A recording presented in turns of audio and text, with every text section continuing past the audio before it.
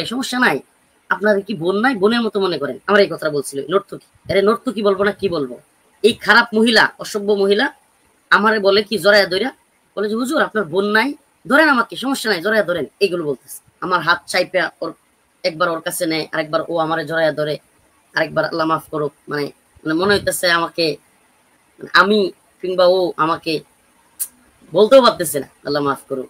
মানে রিলেশনের ক্ষেত্রে যেগুলো করতে চায় একটা ছেলে মেয়ে, খারাপ যে ছেলে মেয়েরা মানে এই ধরনের দেখাচ্ছে, মানে আমারে পড়াইছে তো শার্ট, পড়াইছে প্যান্ট, এখন আবার একটা মেয়ে পাশে দিচ্ছে, আর মেয়েটারে কিছু তো করতে হবে, তো ওই মেয়েটাই আমাকে মানে ওই ধরনের কাজগুলো করার চেষ্টা করে।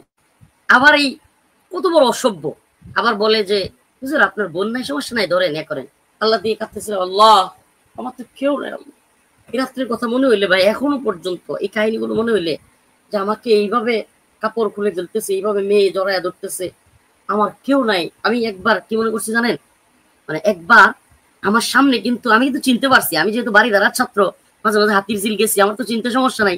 হাতির ঝিল যেটা আমি বুঝতে পারছি, ওই সিঁড়ি দেয়া, ল্যাম্প পোস্ট ঝুলতেছে, তো এগুলো এই সিঁড়ি সুন্দর কালার করা, পানির ফোয়ারা সামনে, ওই পারে বড় লেক, এটা তো হাতির ঝিল, যে কেউ চিনবে ওই এলাকায় যারা গেছে। আমি চিনে ফেলছি। আমি একবার কি করছি জানেন, আমি একবার চিন্তা করছি আমি সাঁতার দিয়ে দিব, সাঁতরাইয়া ওই পারে চলে যাব। আমি কিন্তু ভালো সাঁতার পারি, আমি আলহামদুলিল্লাহ। আমি যদি নদীতে বা পুকুরে গোসল করি অনেকক্ষণ লাগবে আমার ধরতে, কয়েকজনের। আমি চিন্তা করছি সাঁতরায়, যে তোমার প্যান্ট পরা, সাঁতরায় আমি ওপারে চলে যাবো, ওপারে তো আর কেউ নাই, দৌড়ায় কোনো বাড়িতে চলে যাবো, এটা আমার মাথায় আসছিল। দেখেন ওরা কত বড় চালাক, কত বড় চিটিং। এরা কি করছে, একটা লোকেরে আমি দেখি সিঁড়ির আড়ালে, উঁচা একটা সিঁড়ি, ওই সিঁড়িটার আড়ালে একটা লোকেরে নেংটি দেওয়া, লুঙ্গি নেংটি দেয় না, নেংটি দিয়ে রাখছে। মানে আমি যদি লাভ দেই ধরতে হবে, নেংটি দেওয়ায় আগে থেকেই রাখছে। আমি যখন প্ল্যান করছি যে লাভ দিব, তখনই আমি দেখে ফেলছি, আমি না লাভ দিয়ে ক্ষতি হয়ে যাবে, আরো ওরা হয়তো লাভ দিলে আরো মারবে। আমি তখন আর লাভ দিই নাই, আমি আর লাভ দিই নাই। একটু পরে এই ছবিগুলো তুলছে, গালি দিছে, গাড়ে কেঁচা দিছে, ওই মেয়েটা জড়াইয়া ধরছে, মেয়েটা মানে চুম্বন করার মতো মুড করছে, এই ধরনের মানে আরো অশ্লীল অঙ্গভঙ্গি করছে। এর মধ্যে শুরু হয়েছে আরেক কাহিনী, একটা সিগারেট জ্বালায় নিয়ে আসছে, নিয়ে আসা আমাকে আপনার হাতে এইভাবে ধরাই দিচ্ছে, 2 আঙ্গুলের মাঝখানে সিগারেট ধরাই দিয়ে ফেলে দিচ্ছে। ভাই ছোটবেলায় অনেক ছেলে মেয়েরা, অনেক ছেলে মেয়েরাও আপনার তেজপাতা দিয়া বা বিভিন্ন ছোটবেলায় সিগারেট কিন্তু খায়। দুষ্টামি করে একটা সিগারেট টান দিইনি, আমি ছেড়ে দিছি সিগারেটটা, আবার আমার গালি দিয়া মারতে আসছে, মারতে এসে আবারও সিগারেটটা। এগুলো কিন্তু আমি ফেসবুকে পোস্ট করি নাই, কয়টা পোস্ট করবো, মানে আরো যেই কাজ হয়েছে, আরো অনেক বিষয় হয়েছে, কয়টা পোস্ট করবো। তো এই যে সিগারেট ধরাই দিয়ে ছবি তুলতেছে, এর মধ্যে আমি সিগারেটটা ফেলে দিছি, আমার গালি দিছে, এইভাবে এইভাবে একটা মারছে, তো আবার সিগারেটটা ধরাই দিচ্ছে। মানে এইভাবে আমাকে মুড নিতে হবে, মানে আমার সিগারেট সহ আমি বারবার ফেলে দিচ্ছি, আমাকে গালি দিচ্ছি, আবারও আমাকে সিগারেট ধরাই দিচ্ছে, জ্বলন্ত সিগারেট। এখন আমাকে কি করতে হবে, আরেকজন দেখাই দিচ্ছে কি করতে হবে। এই যে এইভাবে মানে সিগারেট যেভাবে খায় না প্যান্ট শার্ট পরাওয়ালারা, এই যে এইভাবে পাউডার পিছন দিয়া, পারি নাই বলতে আমি তো এটা করিও নাই, আর আমি করতে ইচ্ছুক না, তো আমাকে করতেই হবে। দেয়ালে পিছন দিকে একটা ঠ্যাং পা দিতে হবে, মানে মেয়েটারে দইরা এইভাবে সিগারেট টানতে হবে বাবের সাথে, এটা করতে চেষ্টা করছে। এগুলোর ছবি তুলছে। আমার মাথায় তখন কি আসছিল জানেন, এরা যত ভিডিও করুক, যত প্রচার করুক, আল্লাহ তো একজন আছেন, উনি তো দেখতেছেন। এই কথা জাতি বিশ্বাস করবে না যে আমরা মেয়ে নিয়ে ঘুরি, সিগারেট খাই, এই কথা এরা জাতির কাছে বিক্রি করতে পারবে না ইনশাল্লাহ, এই বিশ্বাস আমার আছে। এই জন্য ওদের কাছে লাঠি ছিল ভাই, সত্যি কথা বলি। মানে ওরা যদি, আমি যদি এগুলো সহজে না করতে দিতাম, আমাকে অনেক আঘাত করতো বা হাত পা ভেঙে ফেলে, তাহলে তো আমার একটা পঙ্গু হয়ে গেলাম আমি। দরকার কি, যা তোরা যা করতে চাস। আমি একটু কঠিন করি নাই, মানে 1-2 বার বলার পরে আমি করছি। আমি সত্যি বলি, মানে আমাকে উলঙ্গ করে ফেলতেছে, সিগারেট দিচ্ছে, মেয়ে দিচ্ছে, ভাই সত্যি বলি আমিও তো মানুষ। আমার মধ্যে তখন বিরক্তি বা মানে খুব কষ্ট চলে আসে। আমি মানে ইয়াতে আমি বলেই বসি যে আমি আর সরকার বিরোধী বক্তব্য দিব না, তবু আমার ছাইড়া দেন দয়া করে, আমি এটা বলি ভাই। মানে ওরা আমাকে উলঙ্গ করে ফেলতেছে, একটা মেয়ের সামনে উলঙ্গ হওয়া, মানে আমি পরে ভাবতেছিলাম যেটা, মানে আমাকে শোয়া দেয় এই মেয়ের সাথে, আমি ভাই আরো মানে আরো বিবস্ত্র করে কিনা, এই টেনশন। আমি বলছি ভাই আমি এই দয়া করে আমার দেশি যেটা আছে ওটারে বলছি যে ঠিক আছে, আমি সরি, আমি আর রাষ্ট্রবিরোধী বক্তব্য দিব না। আমাকে ওই যে আপনি মাঝে মাঝে দেখেন না, ওবায়দুল কাদের, মাহবুবুল আলম হানিফ কিংবা ওরা বলতো যে মাদানি বড় বড় কথা কইছিল, পরে মাপ চাই, এই কারণে বলতো। এই যে ওই রাত্রে আমাকে যখন বিভৎস করে মানে উলঙ্গ করে ফেলতেছে, মেয়ে দিয়া করতেছে, ওই দিন আমি আমার উলঙ্গ হওয়া বা ওই মেয়েটার সাথে শোয়া দেয় কিনা, এই টেনশনে আমি কথা বলছিলাম। আল্লাহি আমাকে যারা চিনে, কোনো বিভাগ আমাকে চিনে বা আমাকে যারা চিনে, আল্লাহ পাক আমাকে কতটুকু সাহস দিছে, আমি কতটুকু আলহামদুলিল্লাহ সাহস রাখি, এটা যারা জানে এরা জানে। আমি ভয়ে না ভাই, কিন্তু আমাকে উলঙ্গ করে ফেলবে, ওই মেয়েটার সাথে শোয়া দেয় কিনা, মানে এই টেনশনে আমি মানে পারতেছিলাম না। মানে আমার ওই এক রাতের কান্না, আমি কি পরিমাণ কান্না করছি, আমার চোখ দিয়া পানি পড়তেছে, আর আল্লাহর কাছে বলছে, আল্লাহ আপনি ছাড়া তো আমাদের কেউ নাই, শুধু কাঁদতেছি। তো এক পর্যায়ে আমাকে আপনার ধরে ধরে গাড়িতে তুলছে, আমি তো কাঁদতেছি। গাড়িতে তোলার পরে আবার ওই তিনজন, মানে ওই রাত্রের কথা মনে পড়লে আমার এখনো কান্না আসে, ঘুমাইতে পারি না। আমার মাঝে মাঝে রাতের বেলায় আমি আপনাকে কি বলবো, প্রথম কয়েকদিন জামিনের পরেও আমি পুকুর পাড়ে গিয়ে বসে থাকতাম, আমি আমাকে নিজেকে সিমটি কাটতাম, আমি সত্যি এদের কাছ থেকে মুক্তি পাইছি। আমার মধ্যে ভয়ঙ্কর মানে একটা অবস্থা কাজ করতো ওই রাত্রে, শুধু ওই রাত্রে। এই লুঙ্গি খুলতেছে, তারপর একটা মেয়ে জড়াইয়া ধরতেছে, মানে আমাকে গাড়ি দিয়ে চাপ দিতেছে, এই বিষয়গুলো আমার মাথায় চলে আসতো। পরে আমি ওরে জিজ্ঞেস করলাম, আচ্ছা আচ্ছা আপনারা যে এত কিছু করলেন, আপনাদের যে ডিসি হারুন সাহেব সে কি জানে? ওসি শোয়েব, ওসি শাহ আলম, তদন্ত ওসি এবং ওই আপনার মামলার আয়ু, ওরা একটু রাগান্বিত হয়ে যায়। হ্যাঁ আপনি হারুন সাহেব করেন, হারুন সাহেব আপনারে সেভ করবে, আপনি মনে করেন? হ্যাঁ হারুন সাহেবের খুঁজেন আপনি। ওরা বুঝতে পারে, ওরা আমি যে বলছি প্রথম দিনই যে হারুন সাহেবের সাথে কখন সাক্ষাৎ হবে, আগ্রহ প্রকাশ করছি, হ্যাঁ ওরা এটা শুনে তখন আমারে ওরা ক্ষিপ্পে যায়, বলতে থাকে হ্যাঁ হারুন হারুন করতেছে। হারুন হুজুর এই পুরা নাটকের পরিচালক হলো হারুন সাহেব। আপনি জানেন মিয়া, আমাদের কোনো দোষ নেই, আমরা হুকুমের গোলাম। রাগে ওরা দুজন রাগ করে, তখন সবকিছুর পরিচালনা হলো, এই আইডিয়া এই প্ল্যান সবকিছু করছে, আগেই করে রাখছে আমাদের ডিসি হারুন সাহেব। তখন মনটা ভাইঙ্গা, মানে ওই যে আশা ছিল, ওই বোনের কাছে মিশা হুজুর বলছিল কখনো যদি বিপদে পড়ো তাইলে এই হারুন তোমাকে সহযোগিতা করতে পারবে, তার অনেক উপরে হাত আছে।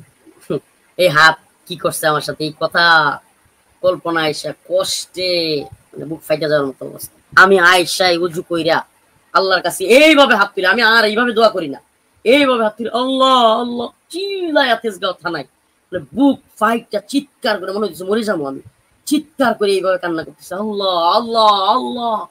এক পর্যায়ে থানায় যারা যারা এটার সময় ছিল সবগুলো, দুই একটা অফিসার আমার সাথে কান্না শুরু করছে। আমার কান্না দেখে আমার মানে কি বলবো আপনার, ভয়ঙ্কর চিৎকার আর কান্না।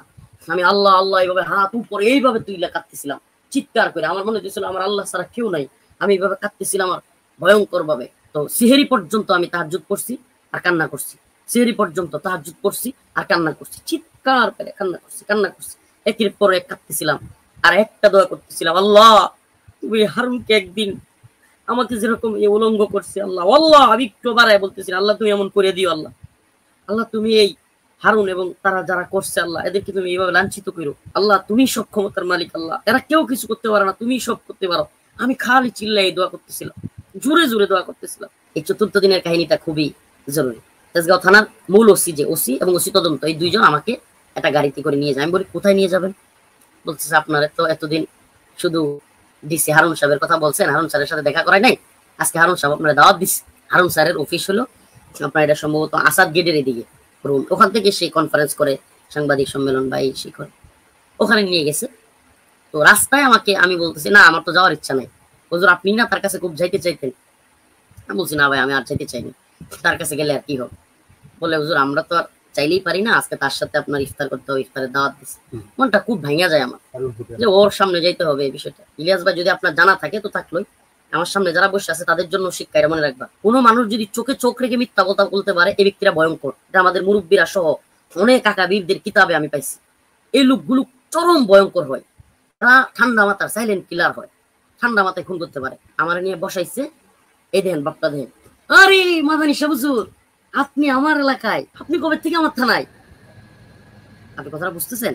4 দিন পরে, মানে ওই ঘটনা হয়েছে প্রথম দিন ফার্স্ট নাইটে, প্রথম রাতে। চতুর্থ দিন ইফতারের সময় সে কি বলতেছে, আরে মাদানি সাহেব, আমার চোখে চোখে তাকায়া, আরে আপনি আমার থানায়, এই হুজুরের ঠিকঠাক মতো যত্ন করছো তো? ওসিরে কইতেছে। আমি মনে মনে খাওয়া যত্ন তো আপনিও করছেন, এরাও করছে ভালোই, মনে মনে বলতেছি আর কি, এর ভাব দিকে যে হুজুরের ঠিকঠাক মতো যত্ন করছো তো, খাওয়াইছো তো, হুজুরের ঠিকঠাক রাখছো তো। তার দিকে তাকাইয়া রয়েছে আর আমার দিকে তাকাইয়া মানে কি বেহায়ার মতো, নির্লজ্জের মতো। কারণ একটা মজার বিষয় দেখেন, এই ওসি কিন্তু জানে সে এটাতে জড়িত, এই তদন্ত ওসি সে তো ছিলই সাথে, সেও জানে, এডিশনাল যে আছে এডিশনাল এসপি সেও জানে, এরা সব এখানে বসা। মানে তেজগাঁও জুনের 6টা থানা, 6টা থানার প্রত্যেক থানার ওসি এডিশনাল এসপি তারাও আছে। এতগুলো মানুষ সবাই জানে আমার সাথে সে কি করছে, সে নাটক করছে, এদের সামনে এইভাবে বলতেছে, মানে এত নির্লজ্জ, এত বেহায়। ভালোই খাইতে দিছে ভাই, এই রিমান্ডের পর থেকে, কারাগারে যাওয়ার পর থেকে 1-1.5 মাসে এমন খাওয়ার পাইনি বাস্তব। মানে ভালো খাবার আসলে সামনে, আমরা তো মানুষ, ফিতরাগত ভাবেই শারীরিক ভাবে একটা ভালো খাবারের দিকে টান হয়। খুব ভালো ভালো খিচুড়ি, আপনার গ্রিল, তারপরে বড় বড় গোশতের, মানে বিশাল আয়োজন সব পুলিশদের জন্য, ওসি এবং এসপিদের জন্য, এডিসিদের জন্য বিশাল আয়োজন। আমার নিয়ে বসে আমার খাওয়ার ইচ্ছাই নেই, মানে হ্যাঁ খাওয়ায়, খুব নাটকও করে, মারেও আবার খাওয়ায়ও, এটা তার অভ্যাস। আমার খাওয়ার ইচ্ছা নাই, আমি না করে ফেলছি, না আমি খাবো না ইফতারির সময়, তবু আমি তার সাথে খেতে ইচ্ছুক না, কয়েকবার না করে ফেলছি। সারাদিন রোজা রাখছি, তাহলে কেমনে না খায়। এক পর্যায়ে চিন্তা করলাম যে এদের এখানে খাবো না, কালকে হইলেও তো খাইতে হবে, মানে খাইতে তো হবে। তবে হারুনের সাথে খাইতে আমার ইচ্ছা ছিল না। আমি বললাম যে আমার একটু খাবার দেন, আমি একটু পাশে বসে খাই। আর একটা রুম ছিল, ওরা বলতেছে যে না হুজুর আমাদের সাথেই খান, সমস্যা নেই হুজুর, আপনারা নিয়ে খাইতে পারলে তো সৌভাগ্য। মানে বিশ্রী কথা, বেহায়াদের মতো কথা। ওর এই কাহিনীর পরে আমি প্রায় অসুস্থ হয়ে গেছি, মানে এই ঘটনা, তারপরে ওর অভিনয়, এগুলোর পরে আমি এক প্রকার অসুস্থর মতো হয়ে গেছি।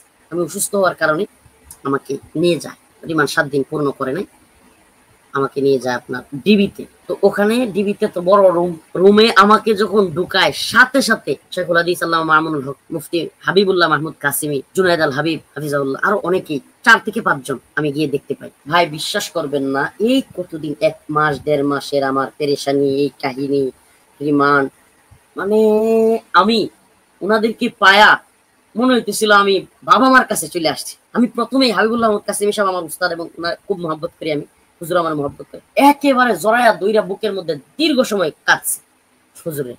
তো মামুন সাহেব হুজুর, জুনায়েদ আল হাবিব সাহেব, ওনারা সান্ত্বনা দিচ্ছিলেন।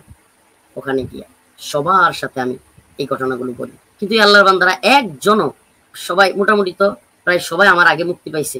এখানকার এই কয়জনই না, বাংলাদেশের 2021 সালের মোদী বিরোধী আন্দোলনে যারা গ্রেফতার হয়েছে, প্রসিদ্ধ আলেম, প্রসিদ্ধ বক্তাদের এমন কেউ বাকি নাই যারা আমি এই ঘটনা বলি নাই। অথচ আমি বের হওয়ার আগে একজন আল্লাহর বান্দাও এই ঘটনা বলেনি।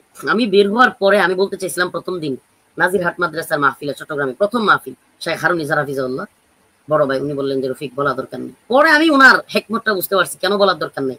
কারণ এই হারুন ডিবির এই বদমাস, ওর হাত অনেক লম্বা, ওই বদমাস এই ঘটনা বলার পরে যদি আসলে এটা আলোচিত হয়, আমার আবার বিপদে ফেলে, ভাই ওইটা চিন্তা করে বলতে না করছে। এইবার যখন হারুন ধরা খায়, তখন আমি ফেসবুকে এটা পোস্ট করি। হাফিজ আক্তারের একটা ঘটনা বলি, ডিবির প্রধান তৎকালীন, হারুনের আগের হাফিজ আক্তার, এ কি করছে একটা ছোট্ট ঘটনা বলি শুধু।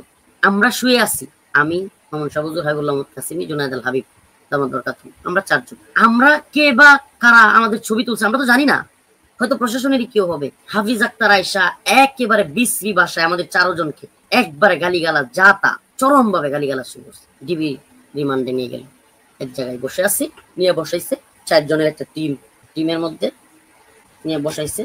হঠাৎ করে এক লোক আসছে কোত্থেকে, মানে আমার টিমের না, যারা আমার জিজ্ঞাসাবাদ করতে আনছে এরা এই টিমের লোক না। আরেকজন জিজ্ঞেস করতেছে, কয়টাকে? রফিকুল ইসলাম মাদানি। ও ওইটা ভাই বইলাই এমন জোরে এক থাপ্পড় মারছে, কথা নাই বার্তা নাই, একেবারে আমি চেয়ারে বসেছিলাম উল্টে পড়ে গেছি, একেবারে পুরা পড়ে গেছি, বেহুশ হওয়ার মতো অবস্থা। আমার যে ডিসি আছে সে তাকে বলে, কি তুমি ওরে থাপ্পড় দিলা কেন? এসে মানসিক ভাবে আমি ভাঙিয়ে পড়ি, শারীরিক ভাবেও কিছু খাই না, এই অবস্থা। এই থাপ্পড়ের পরে ওই আগে আঘাত খাইছি র্যাবের রিমান্ডে, এখন আবার আঘাত খেলাম, তখন আমি পড়ে যাই, এক প্রকার অসুস্থ হয়ে যায়। তখন আমাকে আপনার পুলিশ হসপিটাল, যেটা রাজারবাগ পুলিশ লাইন্স হসপিটালে নিয়ে যাওয়া হয়। আমার প্রেশার, এটা কি মানুষের প্রেশার হইতে পারে? একজন অসম্ভব 45 নিচের প্রেশার, উপরেরটা হলো আপনার 80, নিচেরটা 45 উপরেরটা 80, এত নিচে চলে আসে প্রেশার। না খাইতে আর টেনশনে আমার এত প্রেশার লো হয় যে আমি জায়গায় পড়ে যাই, মাথা ঘোরাইতে থাকে, আমার যেখানে দাঁড়াই মাথা ঘোরায়, সারাক্ষণ মাথা ঘোরাইতে থাকে বন বন করে। তো এইভাবে তো 26 দিন রিমান্ড চলছে। কয়েকটা ভাই আপনাকে একটু সালাম দিবে, এরা খুব মহব্বত করে আমাদের, সমস্যা নাই বলেন, এরা এতক্ষণ পর্যন্ত এখানে বসেছিল, মহব্বতের মানুষ। আসসালামু আলাইকুম। আসসালামু আলাইকুম। আপনারা একটু বড় করেন, আপনারা ছিলেন এখানে, আমার জন্য সবাই দোয়া করেন।